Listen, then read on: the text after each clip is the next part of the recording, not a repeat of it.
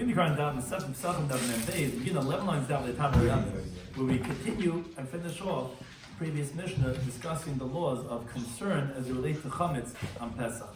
For any time that Pesachim is joining us for today's Daf. Some things we discuss in today's Daf are a steer between two brises, how to dispose of the baker's water, and we conclude the parak with several issues relating to baking matzah, what type of water to use, how to make sure the dough doesn't get too warm, which that can be problematic because that can speed up the chimetz process. Then we begin the third parak. In the first Mishnah, we discuss 7 items that are asam b'deraisa to eat on Pesach because they have some grain content, but they're not included in the chiyuv carbs. The regular chametz, it's a little lower grade of a problem of chametz. The concept of mayim shalanu, which is water that was left overnight, and heichad idma v'heichad lo idma, which is whether it was said, it was said. But it wasn't said, not necessarily could compare a concept to every context. So we begin the current Daf, 11 lines down at the top of the Amid, on the Beis Amid Aleph. The Mishnah that Mem said, the water that a baker uses to rinse his hand should be spilled because there's dough particles in the water and they can become chametz. So the Gemara says that there seems to be a contradiction. One Braisa explaining this halacha that when you pour out this water, it has to be on the slope. You cannot pour it in Rashi says the word ishbar, this is the word of shvira, broken, where the ground is broken, there's cracks, where the water gathers and it stays there in one spot, it doesn't get absorbed. And the water is just sitting there, and this baker's water has particles of dough, so it can become chametz, it can become ferment, so it can't be in a gathered area. But Tanya, the one another Braisa says, you can pour it even into a gathered area, somewhere it's going to be a crack in the ground. So does it have to be on the slope, or could it even be beshbayr? Says the Gemara, like is not difficulty.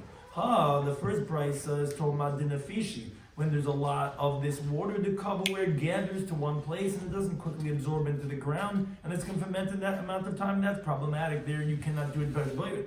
The second Braisa is to madinafishi. There's not so much water, so the cover it's not going to gather because a little bit of water gets absorbed into the ground pretty quickly, and therefore you could even do it b'makom mishbayrin. It's not a contradiction because if it's little, it's going to get absorbed. If it's not a little, it's going to sit there and it's going to become chametz, and it's going to be chametz on Pesach. The Gemara continues on this topic regarding kneading the matzah, kneading not with an N-E-E-D, but K-N-E-A-D, and that it shouldn't become chametz. Amar Yehuda, he says, a woman should not knead the dough, only with the water that was left out overnight. And Rashi explains the reason for this is because actually, paradoxically, in the summer months, meaning in the times of Nisan, meaning before the summer months, when it's still the end of the winter, when you're baking the matzahs, the springs are warm. As the Gemara says, living at Tzadik Dalam base in the winter, what happens is that the sun goes on the lower part of the earth. So therefore, the whole earth is cold because there's no sun there on the top. But actually, the springs which are below are actually warm. So when you're making the matzahs for Pesach, although it's cold outside, the water that you're using is actually going to be warm. So therefore you have to leave it out overnight so that it cools off. Now the thing is, the Gemara says a very interesting, humorous anecdote.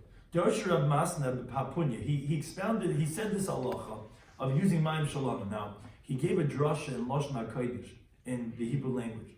Now, those who heard thought he said, mayim shalanu, our water.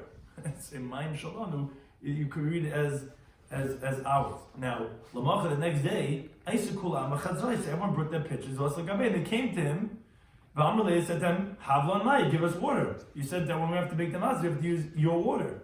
Amalei said to him, no, but Mai devisu amri.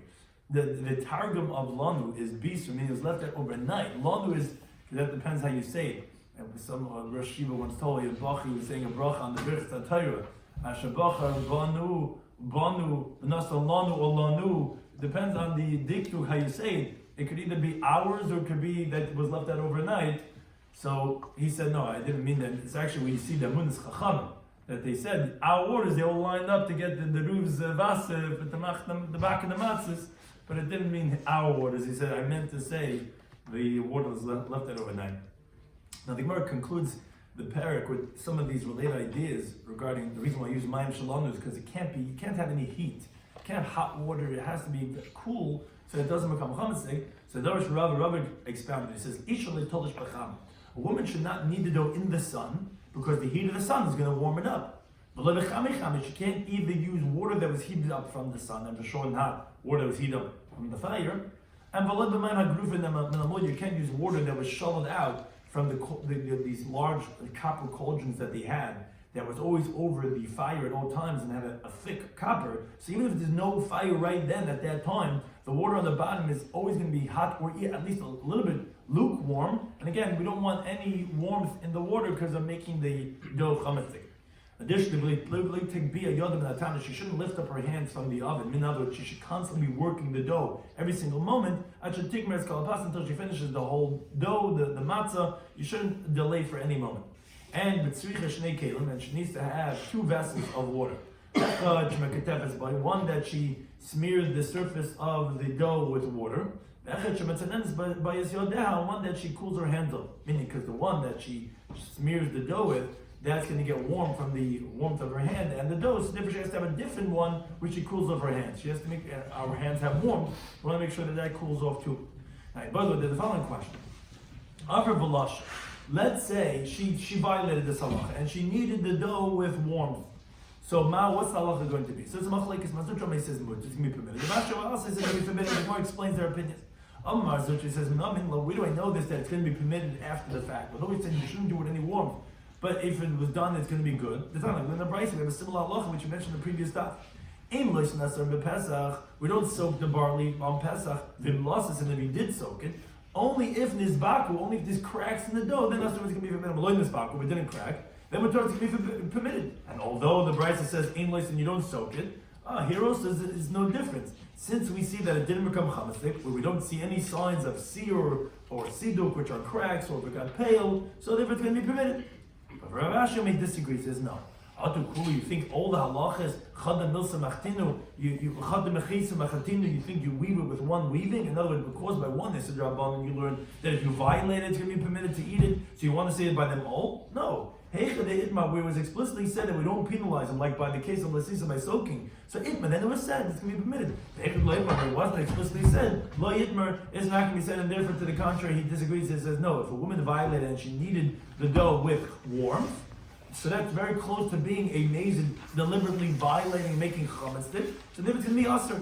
And you can't compare it, says Rashi, to the case of the b'tzeikas shalachim of the dough of the non-Jews, which a Gemara previously has said of them, that you could fill up your whole stomach with that, even though that, as long as it didn't become chametz, even though the non-Jew probably used cham and used hot water, so why here would be machamer? Says Rashi, no, because over here we want to penalize him because he violated the rabbinic law. She violated, she used warm things, and therefore, no, we're going to say, no, you can't use it anymore. Because the other case of the soaking the barley doesn't mean that it's going to apply over here. You can't compare rabbanan one to the other, and therefore he held that it's going to be us. We shall return to you the second parak in the second Pesachim parak which spoke about primarily the laws of chametz and matzah, amar, and with that we will continue on that theme with the third parak ve'elu oived. These are things. Actually, the translation of the word oived is a machlekes Rashi and Taisus.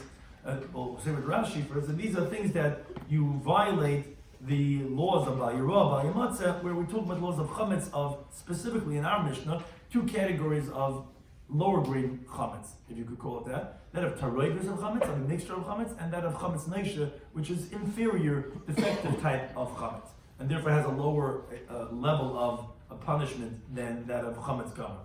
Says the Mishnah, even these are things that you violate by Yom Matzah, the Pesach on Pesach, which is, the Gemara is going to explain all these items one by one what they are. Now, Tais actually says not, the word even doesn't mean that you violate, because he holds there's no Ba'al Yirah, Ba'al Matzah on these things. It's only even you remove it from the table. Because these are things that you're just not allowed to eat, but there is no Isra Ba'al Yirah, Ba'al Matzah, Chametz Neisha, you have these perfumes, whatever it's said, you don't violate the Isra Ba'al Yirah, Ba'al Matzah. But Rashi says that you do, and with that we continue. So there's 2 categories in the Mishnah. There's first that of taroigus, which is regular chametz, but it's mixed with permitted, not a regular loaf of bread or a donut or a bagel. It's mixed with other things, which are krute chabali, which is a special Babylonian dip. We'll explain all these things in the Gemara, which had some dough mixed in. You have a sheikh ramadi, you have the Median beer. You have a chemetz ademi, you have the Edomite vinegar. You have a zeisam amitzi, you have the Egyptian zeisam. Those are all things that have dough mixed in, have flour mixed in. That's taroigus chametz. Then you have what's called chametz neisha, which is the flour itself, but it's inferior, as we'll explain in the Gemara. You have the dyers, those who dye things, they're zayman. You have the tabachim, you have the butchers, which are the cooks. You have their amaylan, their kneaded dough. You have a kan shasayim, you have the scribes that use this kailan. All these things are chametz neisha. He adds on one more. He says, he says also women's cosmetics, which he doesn't explain what exactly this refers to. And says Mishnah Zakla, this is the rule. Whatever's from one of the 5 types of grains, of wheat and barley and spelt and rye and oats. But this is what's unique about this Mishnah. These things only have a negative prohibition, but the ain't b'mishum cars. If someone eats these that we mentioned in Mishnah, he's not going to get cars. But there will be a negative prohibition for eating it, and the Gemara is going to explain all these things, why it has these halachas.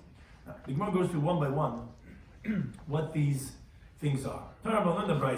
In this discussion, we're going to see what the first item mentioned in the Mishnah, kuti chabal, was, and we'll see why it has this issue of chametz, because it has dough, it has flour inside it. There's 3 things that it says regarding this Babylon, this famous Babylonian dip of kutach. First of all, it's metam misalev, it clogs up the heart.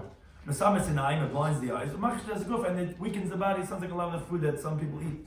Metam misalev, why does it clog up a person's heart? Because it has the whey. Whey is the water part of the milk. It has that ingredient. Mesamis inayim, it blinds the eyes. Because of the salt. There's what's called melech sedomas. The sedomat salt, which blinds the eyes when you touch the salt and you put it on your eye. So that has in this kudach dip too. Umachish has a guf, and it weakens a person's body. Mishum kumanisa de uma, which is the moldiness of the bread, which molds after a long time in this kudach dip. And you see it has this moldy bread inside. That's in the tyroigus of chametz. That's in this kudach habal. Additionally, in the Brisa, related discussion. Gimel Dvar Marman Hazel. There are 3 things that increase a person's excrement. And it diminishes the person's stature, his posture. In other words, it weakens a person, these things. What are the, and also things we have 500, 1 out of 500 of a person's vision. What are these things that are bad for the person's body? Paskiver, this coarse bread, v'sheichach others, new beer, the yerichai, and raw vegetables like leek and onions and radishes. When you eat a lot of them constantly, these things weaken the person's body.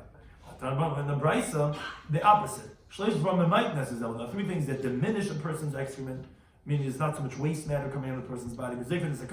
It makes the person's posture erect. And it illuminates his eyes. These are pasnikia, refined bread, basar shaman, fatty meat, v'yayin yashin, and old wine. As you want to explain, pasnikia, what is it referred to as a contained of a base, is this meat made out of silas, which is refined flour. Basar shaman, what do we mean when we say fatty meat? Is the tapirta. It's talking about a goat, the iftach, which has not yet opened up, meaning she didn't yet give birth. So it's really quality meat. Yain yashin, old wine, refers to atiki, old wine, meaning from 3 years age.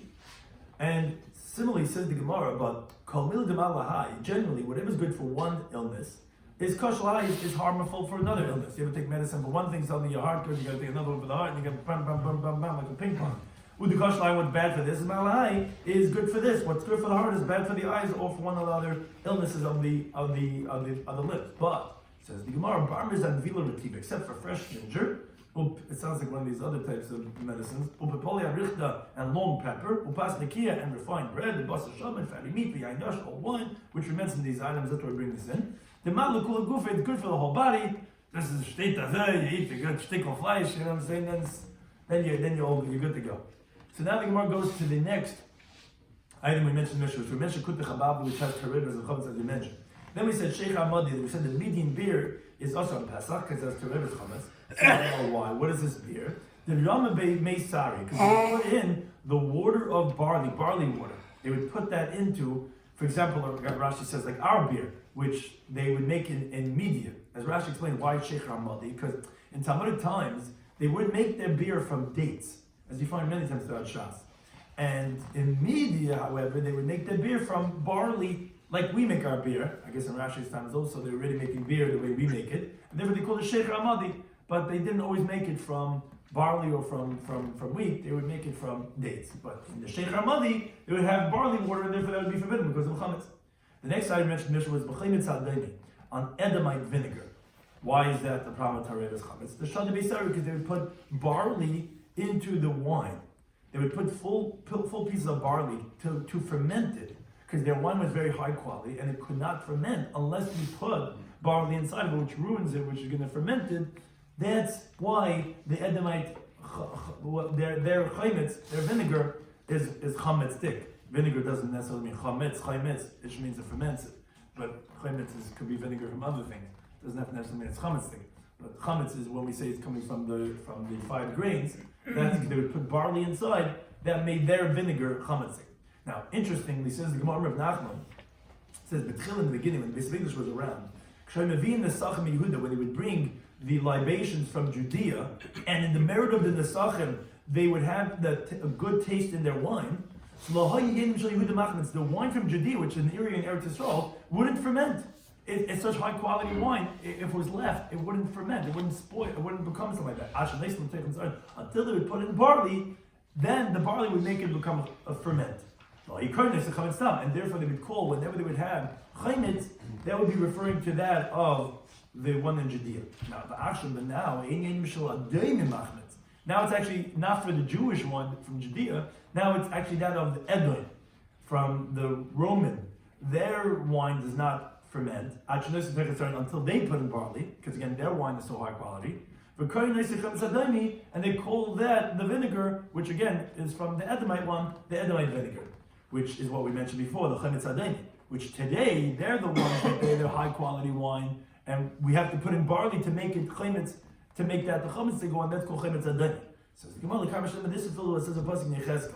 The beginning of the pasuk is saying that Tzur is going to tell Yerushalayim, and Tzur is from Edom. Oh, I'm going to fill myself up from the destruction of Yerushalayim. I'm going to fill myself up from the destructive one, which is, as the Gemara explains, if this one's full, Charbazud, then this one's destroyed. If this one's full, Charbazud, the other one is destroyed. Which is, Edom takes its might, its strength from the destruction of Yerushalayim, which is that it used to be the Jewish one. And the Charb and Yerushalayim, then the Edom, they take Esav and Yaakov are always switching off like a seesaw. When one is up, the other one's down, and therefore that's why it used to be our wine, which was the high quality, and that was you needed to make it chametz. Chametz only by putting in barley, and now it became the chametz hadayim. Or another source for that same idea, Rav Nachman Yitzchak Mahachei says the pasuk in Bereshis. The Rivka was told that her twins, that one kingdom from the other kingdom will become strong.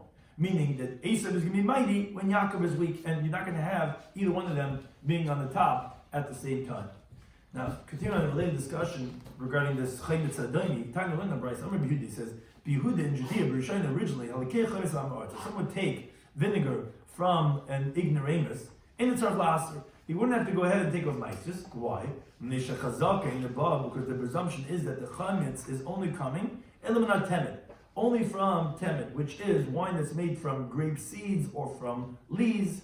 And the reason is like we mentioned before, since the Judean wine was such high quality, it wouldn't ferment. So generally, when you would have vinegar, how would they make the vinegar? They would make it from temet. They would make it from the grape seeds or the grape skin, because nothing else of the wine itself wouldn't ferment. You take the schmitz, you take the whatever, that would become. That's how they would make the vinegar, and that you don't have to be ma'aser. That's insignificant. But the aksha now, when the wine of the Judean wine lost its taste already, and even the wine itself can ferment pretty quickly, it could spoil. So someone takes vinegar from an ignoramus, so he has to take off meiser. Why? Because we can presume that's coming from the wine itself. The wine is something you have to take meiser, and therefore the vinegar is coming from a derivative of that, and therefore you have to take off meiser. But the Gemara asking that, is that really so? But some Yehuda holds temed labbar through that the temed, which is this, you take again just from the peels or from the leaves or from the sediments, that's what you take from, that doesn't require meiser, and therefore that in the olden days, if you bought this temed from a Amar, you wouldn't have to take a meiser. But V'hatanya, which actually a mission says this meiser that says Hametamed, if someone's making this temed drink, it was like a type of like alcoholic beverage they used to make from these skins or from the pits of the grapes. But then he puts in a certain measurement of water. And after he does this, he finds that the same amount of water he put in is the same amount of liquid that he has over here from this temed drink. So Potter, he's exempt from taking off meiser because there's only water over here. He found exactly the amount of water that he put in. That's how much liquid he has. Now, although it has the look and the taste of wine, so that's what Rashi says. It's what's called kiyur de per ba'almahu. It's just like some of the acidic or whatever has just some of that taste, but it's not like any wine here at all. It's the exact amount of water that you put in is how much you're drinking. It's all water. Now, but Yehuda says no, you're going to be chayiv. Why? Because he goes based on the look and the taste. But one thing is, you see that he holds a temed is chayiv to take a meiser. So how could he be the one that just said a moment ago that no, in the old days you didn't have to take a mice on the temen because it's just from the peels or the pits. Who cares? That's still you require mice on that. So the Gemara has two approaches. Either the first brisa was saying that the ignoramuses are not suspect regarding temet from taking off mice on temet because it's not so significant. It's from the peels, it's from the shulach. It's nothing. It's a cheap, quality type of thing. So the reason why we said that if you buy from Am you don't take a mice, not because it doesn't require mice, it's because he took it off already. It's something insignificant. Even Amaratzi, they basically take off all things. They say, well, Fleishish for part of it that they didn't, but so for something so insignificant, we don't suspect that they didn't take off mice. Or Ibai said, well, if you want, you could say that no, Nech should do. They actually are suspect, like we said in the second brisa. But Valikash is not difficult. Because this that we learned, Yehuda says that you have to take off Maisers, which was the second source, the Mishnah Maisers. That's Bedarvika. That's when you put the Shemarim, the sediments of water. That's also called Temet. There, Yehuda holds you're going to have to take off Maisers because although you only find the same amount of water that you put in, but since the wine of the sediment is getting mixed in with it, and actually some of the water remains in the sediment, so you actually do have some wine in that Temet drink, in that alcoholic beverage. So there you have to take off Maisers. This that we said, Rabbi Yehuda, in the first source, in the Brisa, that he says that you're going to be putter, that actually would be putter even not only from Demai when you buy from Haaretz. That would even be if you know for sure no Maisros was taken off. Because that's talking about B'da Furtzani, that's talking about the Temet drink of the seeds, where you put water on the seeds, and that ferments, and it after a long time it becomes alcoholic like wine.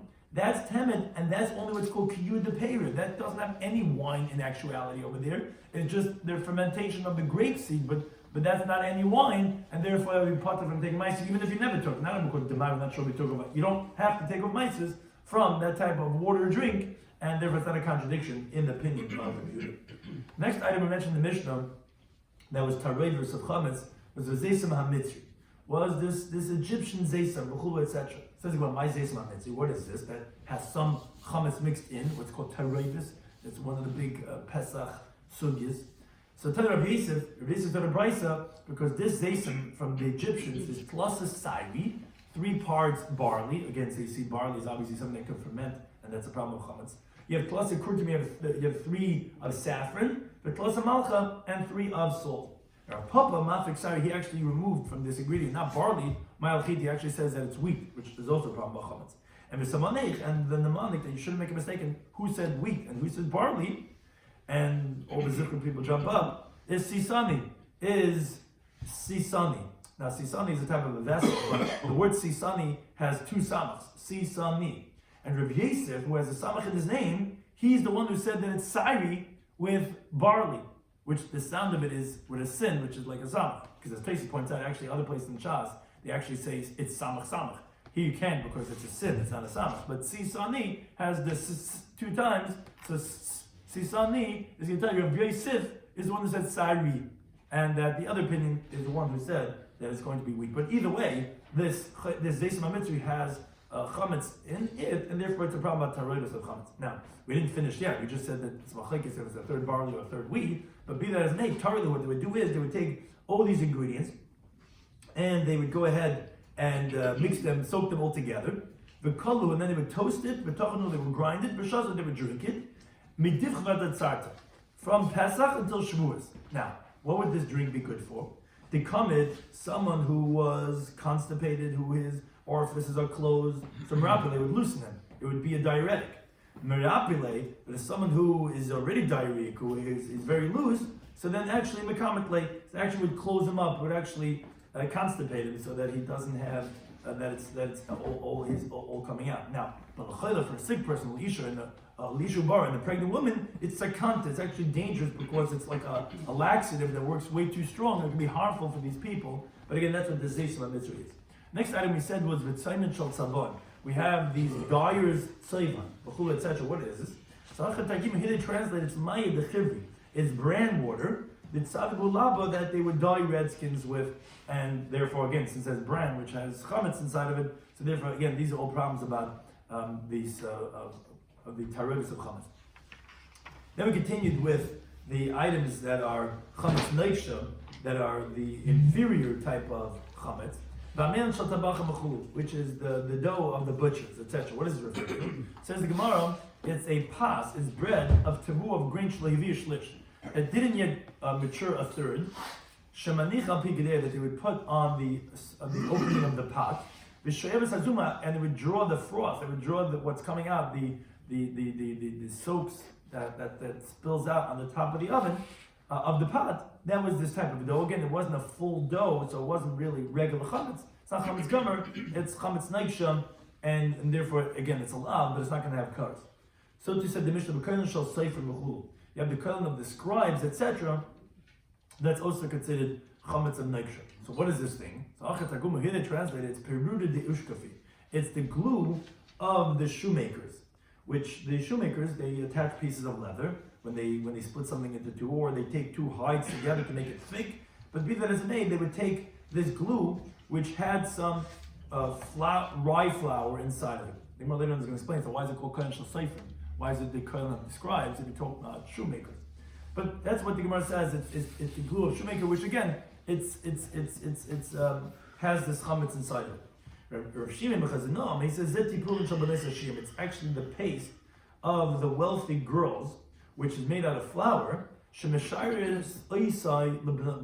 they leave them over for the daughters of the scribes, meaning from the cheder teachers, which they are aniyim, they're poor, and that is what is made out of flour, and therefore that would be a problem about the chametz. Now, but the paste of actually the poor girls themselves, you can't say that's referring to, because the poor girls, as we'll say later on, they don't use flour, they actually use sid, which is lime. So it's only the leftovers from the wealthy girls that they leave over for the poor girls, and that flour is a problem about being chametz. Now, what they would do is these girls, they would take whatever this thing was, whether it be lime or flour, they put on their skin, and to remove the hairs, the pillatory, as we're going to shortly say. So that's the other interpretation of what is this kohen shel sefer. It means that the poor girls, the scribes, the seifrim, the rebbeim, their poor families, they would have this flour that would be used as getting rid of the girls' hairs. That would have flour. That would be a problem with chametz. The Gemara asks, wait a second, how can you say this? Ini, but we learned in the Brisa that he taught in the Brisa, he gave a sign regarding, and this is another zichru plug over here for the halacha of our Mishnah, and he said, how are you going to remember the cases of our Mishnah? There's Arba min Medina. There's four types of countries that we learned in our Mishnah that every single person needs, whether he's a professional or non-professional, whether for eating or medicinal purposes. But they're kutach, which is habavli. You have shecher, which is from the media. You have chaymitz, you have edomi, and you have zesem, which is the mitzvah. You have four different countries, and you have shlisha mini umnis. And you have three types of professions, which are only for professionals. You have for that of dyers, you have for that of the scribes, and you have for that of bakers. That's how Reb Chia was able to remind you a zichru sign to remember how to remember the halacha of the Mishnah. But says the Gemara, but the Yamar, if you're going to say, as we just interpreted, what koilon is the pulish of the shiurim? It's the paste of the wealthy girls. Koilon, you lost now. One of the three, you said there's three of professionals. It's not professionals, these are regular girls. So, okay, so you're right, the Gemara rejects that. So, for Elamais, what are you going to say? The first interpretation is Peruda de Ushkapi. It's that of the glue of the shoemakers. Amai Karle Hai, but then you have a different difficulty on that interpretation. Why is it called that? Koilin Shel Seifrim. Why is it called the glue of the scribes? Koilin Shel Tzanonim, by the way. I should have said the glue of the shoemakers. They're the ones who use the glue, not the scribes. How do you understand that interpretation? Rabbi says, no, not difficult. It's the glue of the shoemakers. Why are we calling it the glue of the scribes? It's the sefer narim, because the scribes also, their paper was made out of grass, out of herbs, and they would glue it together through glued, like Rashi says, glued, and that was the glue. And since they also use it, we call it kohen shel sefer, but it's really what the shoemakers use, and therefore that's why it's a problem with chametz, because it has flour inside of that. Now, continue the halacha, the Mishnah. He said he had on one more item. He says also the women's cosmetics is also a problem about chametz on Pesach. Says the Gemara, do you really think to say that what's a woman's cosmetics? You have eyeshadow, you have rouge, you have perfume, which they hang on their neck for a good aroma. What's about chametz is there inside of that in these cosmetics? Alayim Rebbe says the Gemara, no, it doesn't mean takshite nashim. It means afti puli nashim. It means also the pace of the women, which we referenced earlier, which actually takes to discuss more the difference between the previous interpretation and this interpretation. But the Amar Rina Marav, he says, B'nai Yisrael, the Jewish girls, as we continue on in Gimel and Aleph, Shegila Pirka, when they come to their period, L'Higila Shana, and they didn't yet reach their coming of age, which is they have here as if they reached their maturity, but they're not really old. They're young girls, and they're embarrassed that they already have the maturity sign of an older girl. So what they would do is the poor girls, they would put a paste of loin, and that's how they would remove the hair. Shiur, the wealthy girls, they would, you see the class difference already here in Talmudic times. The wealthy girls would use the flour, and that's how they remove the hair. And the princesses, they would use myrrh oil. Like it says the pasuk in Esther. For 6 months, they would bathe the girls in these myrrh oil, and that would get rid of the hair. It says, what's the Shem Namar? Rav Huna bar Yimam, it says it's a tachas. Rav Yimam Rambam, it says it's olive oil that didn't yet mature a third. You take that immature olives and you get that oil. That's a high quality paste to get rid of the hair on the person's body. Time like learn the Bryce of Yudah, he says, on fiknin, what's this? It's the same Shem it's olive oil that didn't yet mature a third. And I said, why would they smear the girls with the Shem Namar, like we see by Esther? The Shemash is because it removes the hair, it gives a glow to the skin. You go and you put on that olive oil, that shine, and that's what we mean when we say the tipuli nashim, not takshiti nashim. That could have a problem about chametz by the wealthy girls who they use flour. Something to discuss in today's Daf in Pesachim Daf Men Beis was the contradiction regarding the waters of the bakers. Which was if you have to pour it in a place where there's a slope. So the Gemara says depends. If there's a lot, so then it's going to gather, then it's going to be usher. If it's not, then you can pour it even in a place where it's not gathered. Then we said you have to have mayim shalom, which again, mayim shalom does not mean our water, it means the water was left out overnight, and because we want it to be cool, not warm. We also said you cannot knead with all types of warmth, and if the woman goes and violates and does lisha, then it's a machlekes, and that was machlekes we compared to lasisa, to that of the soaking of the barley, or do you say, no, we haven't said, we finished chazak, we start the third parak, parak el avrin, which we had a mission that we started with the talevus of chametz. We had two categories, one of the mixture of chametz and one of the chametz nixture, which is inferior chametz, and which is chametz itself, but it's not really chametz thing, which we have, it's a negative prohibition, but there's no cars, which we said in Machlekes Rashi and Taisus. If what does it mean? The elo avrin, does that mean the word is violated, or is it actually removed? Which it can mean both things. Which according to Taisus you have to remove from the table because it's only a savachila. According to Rashi, it says about yobai matzah too. Now there's three things, and we went through these items one by one. Three things we said we're going to kutich habavli, which then led us into three things which increase the excrement, and those things that diminish the excrement. But again, kutich habavli has some moldy bread inside of it, and therefore it's a problem with chametz. We have the medium beer. Why is that a problem? Because they put the barley water inside of it, and that's how they make the beer. That's a problem with chametz. We said the edamite chaymitz, the vinegar, because they put in barley because it wouldn't become vinegary unless you put in, because they're such a high quality one. And we said originally actually it used to be the libations from Judea, so that one wouldn't become chametz until you put in barley.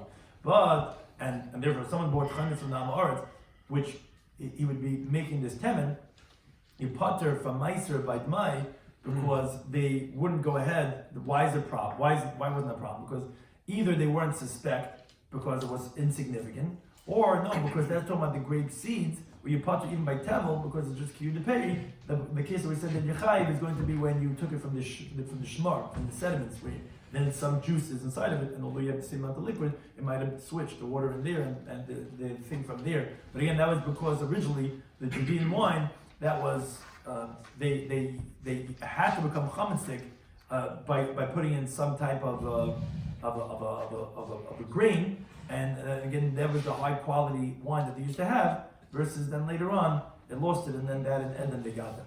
Zeisam Mitri, why is that problem about chametz? Because it was either a third barley or a third of wheat, and had some other ingredients, and it would either be a diuretic or that of it would constipate.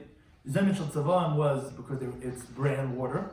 And the Amel Shel Tabachim is bread, but it's from grain that didn't mature a third, so it's not chametz gomer. We have the calendar of Seifrim, which is either it's the shoemaker's glue, and why is it called shal sefer? Because the scribes also use it to attach their papers, or it's talking about the paste of the wealthy girls that they leave it over for the poor girls, which Gemara rejects it because then it wouldn't be gimel min umnis that Rebbe taught. It's not a profession; it's just regular girls. Must be that it's like the first interpretation that of the shoemakers, which that's a profession. Well, let's add on also tachshit. The Gemara says what type of chametz is this? The Gemara says no, it's not tachshit. It's tipulei nashim, which because the wealthy girls use it specifically silas. Because in contrast, the poor girls use lime, and the nobility they use shem namar. The wealthy girls they use the stylus, and therefore that typical nashim is going to be a problem. I have chametz on Pesach anytime for hosting us.